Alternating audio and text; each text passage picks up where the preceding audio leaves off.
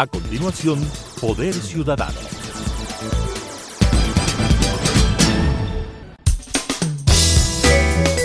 Clasificación B, bajo supervisión de un adulto.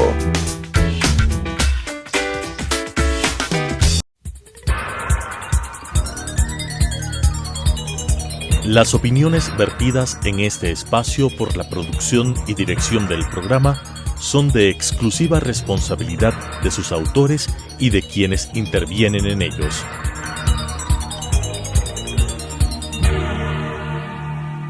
Telesucesos Canal 29 UHF presenta Poder Ciudadano, una ventana construida desde la visión plural ciudadana para la expresión de sus anhelos, demandas y aspiraciones, con la conducción del doctor Patricio Gijón. Poder Ciudadano. Cordiales saludos. Esta noche mi invitado es abogado, académico, ex ministro de Estado, ex parlamentario, pero ante todo un ciudadano ejemplar. Doy la más cordial bienvenida a Ramiro Rivera Molina y le consulto cuál es su primera impresión frente a lo que vive el Ecuador, una crisis generalizada, una crisis económica, social, política, de seguridad, una crisis de representatividad, una crisis que se ha ido cada día agravando. En medio de esto, asistiremos el 15 de octubre al balotaje para elegir al presidente de la República por año y medio. ¿Cuál es una primera evaluación fruto de la experiencia del político, del académico, del ciudadano? Patricio, muchísimas gracias por la invitación y gracias por quienes nos ven. Yo te he escuchado muchos comentarios y cuando termino de escuchar te digo, yo firmo ese comentario como propio, es decir, lo comparto. Gracias, coincido a plenitud. Me parece que tenemos un país con una crisis gigantesca, un país débil, económicamente vulnerable, dependiente, frágil y hoy agudizado por un fenómeno de criminalidad transnacional que pone en duda hasta la viabilidad del Estado democrático, cuando da la impresión que las bandas criminales han penetrado no solamente en el tejido social de la pobreza, sino en instancias institucionales de la fuerza pública, como se ha venido denunciando, diciendo y sospechando. Eso significa, tenemos, Patricio, una justicia que merece que uno saque el pañuelo y llore. Así es la verdad. Esto significa que hay que hacer cualquier evaluación tomando en cuenta esta nueva característica de la presencia de narcobandas criminales que comienzan a penetrar en la institucionalidad. Y cuando hablamos de la institucionalidad, la justicia no es la excepción. Y tú decías que eso es como para sacar un pañuelo y llorar. Pero a más de esto, ¿qué es lo que está ocurriendo en el tejido social? Pregunto, ¿dónde está la academia? ¿Dónde están las élites? ¿Dónde están las organizaciones de base? ¿Dónde está la ciudadanía? ¿Qué es lo que está ocurriendo en el Ecuador? ¿O cada uno está afrontando su propio drama diario de conseguir comida? ¿Qué es lo que está pasando? Y de incertidumbre, y de desasosiego, y de pérdida de fe. Usted, Patricio, verá que hay muchos jóvenes cuyo único sueño es alzar sus alas y volar, porque dicen, aquí no tengo presente, y tienen pesimismo sobre su futuro. Cuando, sin generalizar por supuesto, hay muchos jueces que parecen no custodios del derecho, sino gendarmes de la criminalidad. Cuando la academia está en silencio, cuando las organizaciones sociales se han difuminado, cuando no hay el debate de ideas, sino la adjetivación, el insulto y la agresión, y cuando aparece alguien valiente que enfrenta de manera frontal los problemas con nombre y apellido, arriesgando su existencia, termina asesinado. Así es, y es gravísimo. En toda esta situación de violencia criminal, de falta de seguridad integral, hablo de seguridad laboral, de seguridad jurídica, de seguridad social, de seguridad ambiental, ¿cuál es el aporte de los 10 largos años de Correa? Enorme, enorme. ¿Te acuerdas, Patricio, cuando el señor Correa decía que como era presidente y jefe de Estado, era jefe de la función ejecutiva, jefe del Parlamento, jefe de la justicia, jefe de la función electoral, jefe de la función de transparencia y jefe de todo? Dictador. Yo diría más que eso. Como que nos trasladaba a los siglos XIV, XV y XVI de los grandes reyes de las viejas monarquías absolutas, donde el parlamentario que alzaba la voz era castigado o eliminado. En ese tiempo, uno de los reyes de Inglaterra, no sé si Carlos I, en 1649, cayó decapitado por su pueblo. Entonces, el problema de fondo es que este momento no solo es que tenemos un político populista resentido, lleno de rencor, alimentado de odio, sino un hombre con un ego tan gigantesco y con un océano de venganza y de rencor que está envenenando el alma de los ecuatorianos. Y además con una sola agenda: impunidad, retornar en el 2025 y reprisar lo que ha ocurrido en Venezuela y en otros lugares. Exactamente. Esto es lo que tenemos que evitar. ¿Cómo lee Ramiro Rivera Molina el resultado de la primera vuelta electoral? Bueno, fue para algunos fue inesperado, pero tiene su explicación.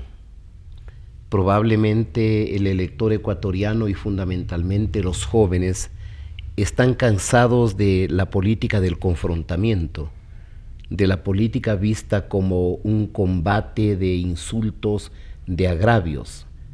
Está asqueado de un océano de corrupción y le preocupa su futuro. Los jóvenes no quieren el confrontamiento.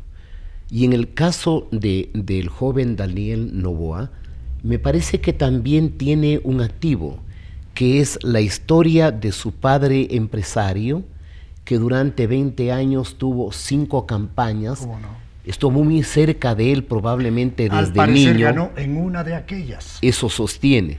Y entonces probablemente se sensibilizó. Yo me acuerdo, tuve un diálogo con él hace un año por invitación de su asesoría. Conversé unas 2 horas y al siguiente día le escribí, porque salí con muy buena impresión. Tú Le vi un dialogaste joven con muy Daniel maduro. Noboa Lo vi en Guayaquil. No, aquí en Quito. Ya, danos tu versión de cómo mediste su sensibilidad, su personalidad, su talento. Me impresionó su calma, su mesura, su equilibrio, su formación, su humildad. Me impresionó que durante toda la conversación nunca tuvo una expresión de adjetivación, de desvalorización o de insulto contra absolutamente nadie. Me impresionó que le preocupaba los problemas esenciales de la economía, que le preocupaba el futuro y que le preocupaba el destino del país. Me impresionó que muchos trabajos que él había liderado en la comisión legislativa que presidía, había logrado votaciones unánimes, en donde estaban personas asambleístas de varias tendencias políticas e ideológicas. Y claro, luego le expresé un mensaje diciéndole que me había quedado impresionado y le decía: usted va a tener un gran futuro en algún momento. Y obviamente pensaba yo que se candidatizaría en el 25, claro, y eventualmente en el 29 ganaba. Pero entonces parece que ya había un enorme trabajo, porque él, luego de los jueves, se dice que viernes, sábado y domingo, durante los 2 años de su legislatura, se dedicaba a recorrer los barrios, las parroquias, los cantones y los recintos de todo el país. Entonces tenía una gran sensibilidad humana. Eso significa, Patricio, que a veces los mitos del populismo resentido, rencoroso, desmiente el hecho de que el que tiene fortuna necesariamente tiene que ser malo.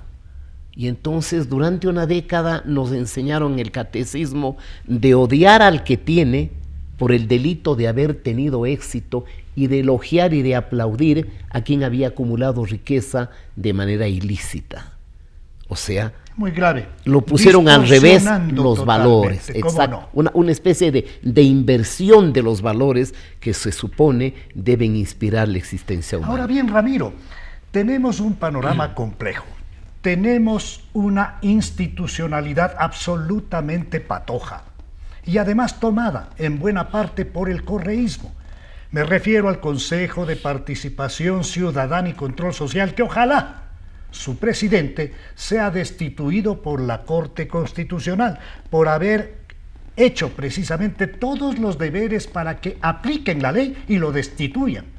Pero ese Consejo de Participación Ciudadana nombra autoridades de control. Sabemos a quién podría designar. Tenemos un Consejo de la Judicatura con un personaje folclórico, para decirlo de manera generosa, más bien amable. Y este personaje folclórico lo que hace es una serie de volteretas en función de reordenar la sala de lo penal. Ese es el tema de fondo. ¿Y qué es lo que busca? Impunidad. La revisión del caso Sobornos 2012-2016, presentando supuestamente una nueva prueba proveniente de Brasil, diciendo que allá ya se anuló el proceso, y con eso fácilmente logran reeditar lo que ya ocurrió en Brasil con Lula, y lo traen y lo habilitan a Correa. Esa es la misión. Tenemos un Consejo Nacional Electoral que para mí no brinda seguridad electoral. Tenemos una institucionalidad cargada de dudas, de sospechas, de grises, de negros, de rojos. Frente a todo esto, en el caso de que gane, que yo creo que eso va a ocurrir, Daniel Noboa, todas las encuestas ya le dan a esta hora una diferencia de entre 8 y 10 puntos. Si gana el joven candidato Daniel Noboa, ¿cómo avanzar en una propuesta de gran acuerdo nacional que le permita un nivel elemental, básico de gobernabilidad? Sí, yo quiero destacar 3 elementos, Patricio, en su pregunta y en tu reflexión. La primera, el correísmo no hizo una constitución, porque la constitución es un pacto que involucra a todos. Hizo una carta de blindaje y de seguridad para un caudillo y el castigo para los vencidos. Qué interesante esto, porque la Constitución es la expresión más alta del acuerdo social. Claro. Ellos hicieron más bien una Constitución a su gusto y sabor y de blindaje. Un terno a la medida. Ya.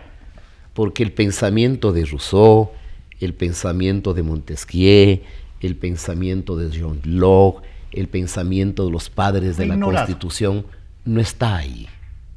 Y se acuerda que él dijo que era una constitución para los 300 años. ¿Cómo no?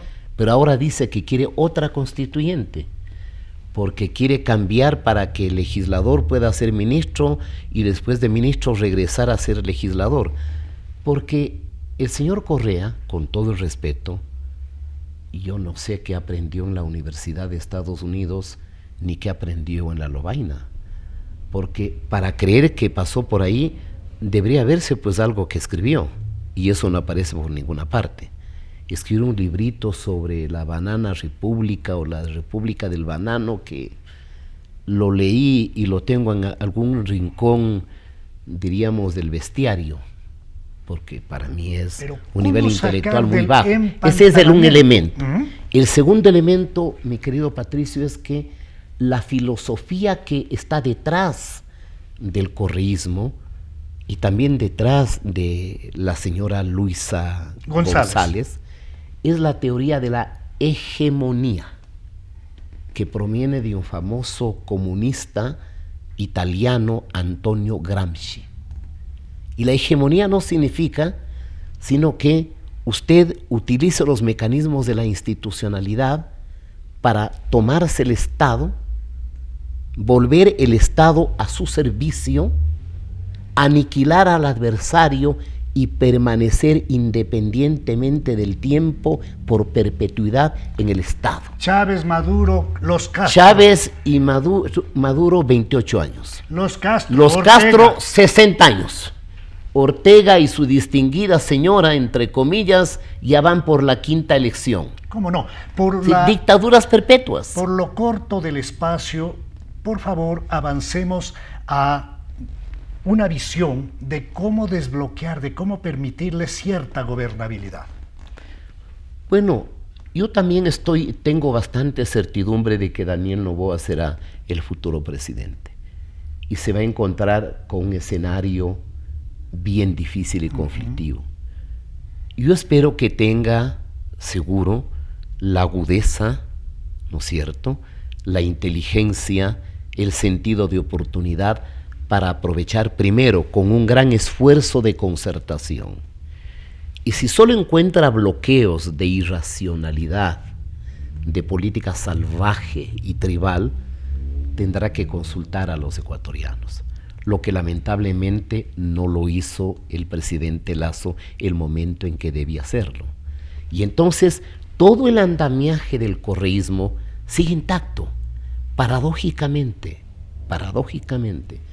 un ser humano que nunca pudo moverse sin su silla de ruedas, el señor presidente Lenín Moreno, fue más capaz y tuvo más firmeza para desmontar en algo el aparataje de hegemonía absoluta que había dejado sembrado el correísmo, ¿no es cierto? Le quitó, por ejemplo, la reelección perpetua. ¿Cómo no? Yo tengo la certeza, Ramiro, de que si los ecuatorianos no empujamos una reforma política eficaz, no tendremos herramientas democráticas, no le vamos a devolver los signos vitales a una democracia que le pueda servir a la gente. Porque no queremos una democracia hueca, vaciada, una democracia que no le sirva sino a quien está en el poder. Queremos nosotros una democracia que nos dé respuestas concretas en materia de seguridad, de trabajo, de salud, de seguridad social, en fin. Frente a todo esto, ¿cómo lograr un acuerdo sobre temas muy concretos? Seguridad, paz, trabajo y desarrollo. 4 asuntos. ¿Cómo lograr que la clase política se comprometa y entienda que si no empujamos todos en una misma dirección, estamos muy cerca del Estado fallido? Yo creo que hay que hacer un esfuerzo, Patricio, de racionalidad. Y la primera buena señal que yo veo es que este momento, tú, socialdemócrata, en mi caso, demócrata cristiano, otros liberales, otros conservadores, otros libertarios, otros socialistas, otros nacionalistas, de todas las tendencias, la gente está volcada para apoyarle a Daniel Noboa. Porque toda esa gente sabe que aún en el supuesto indeseable de que Daniel Noboa pudiese fracasar, sabe que el 25 saldría y tendríamos alternancia democrática. Y toda esa gente sabe a su vez que si gana la candidata del correísmo, que no es sino una figura, diríamos, sumisa, obediente, sometida, es incondicional, una marioneta, ¿no es cierto?, al servicio de su caudillo, no van a salir nunca. Entonces, en democracia tenemos chance de que el que fracasa, como ha pasado con Guillermo Lasso, se va a su casa y la historia lo juzgará.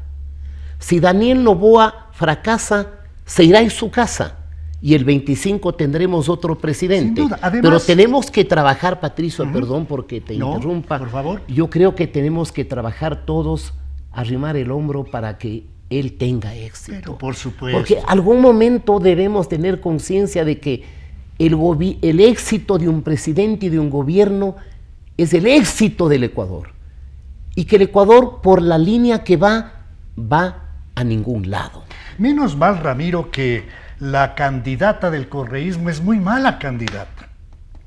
Ha llegado a extremos de decirle al Ecuador que Venezuela ofrece mejores condiciones de vida. Entonces, usted ecuatoriano, usted señora, si quiere esas condiciones de vida de Venezuela, si quiere suicidarse, tiene el camino abierto, pero estoy convencido de que eso no va a pasar.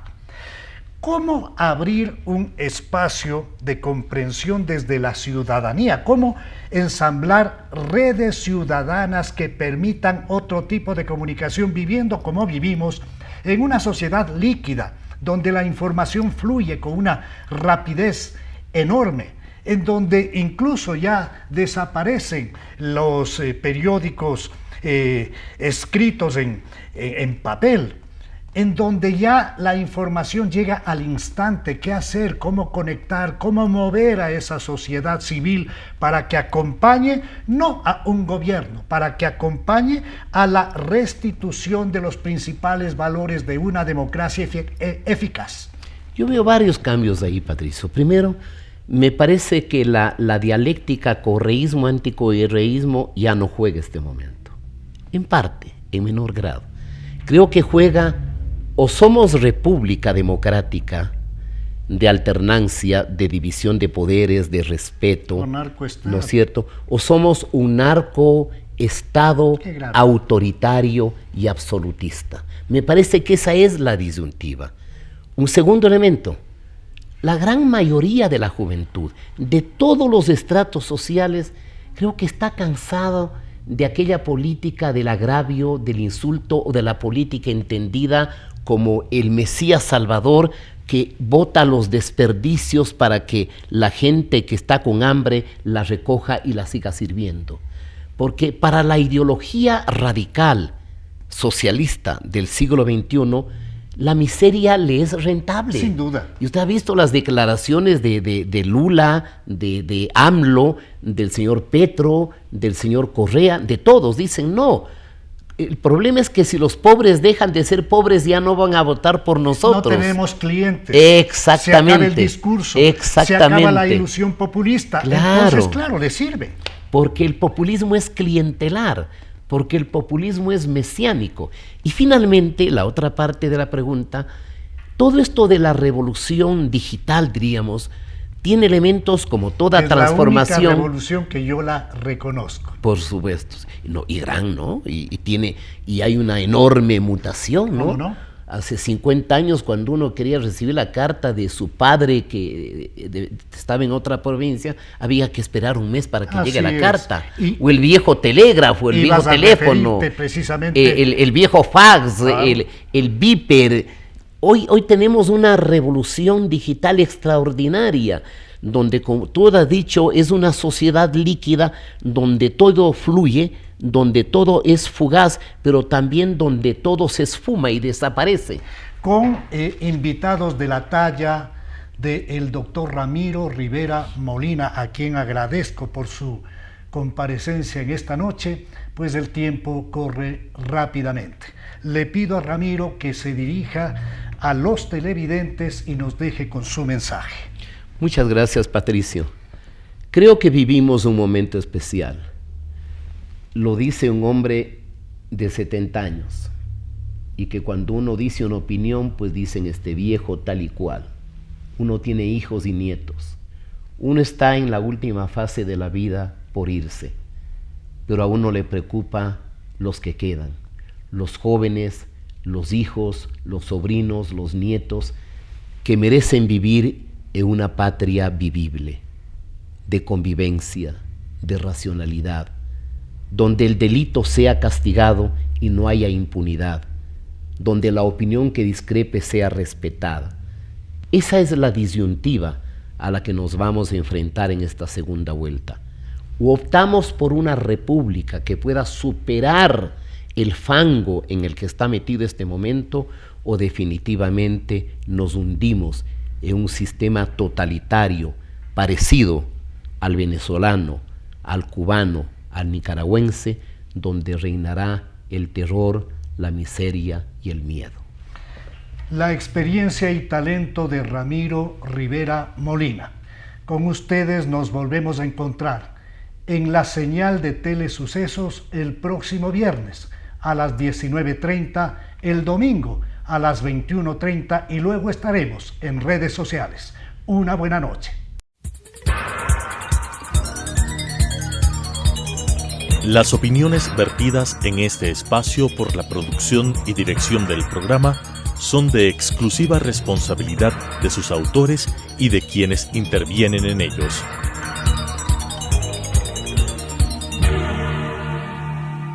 Telesucesos Canal 29 UHF presentó Poder Ciudadano, una ventana construida desde la visión plural ciudadana para la expresión de sus anhelos, demandas y aspiraciones, con la conducción del doctor Patricio Gijón. Poder Ciudadano.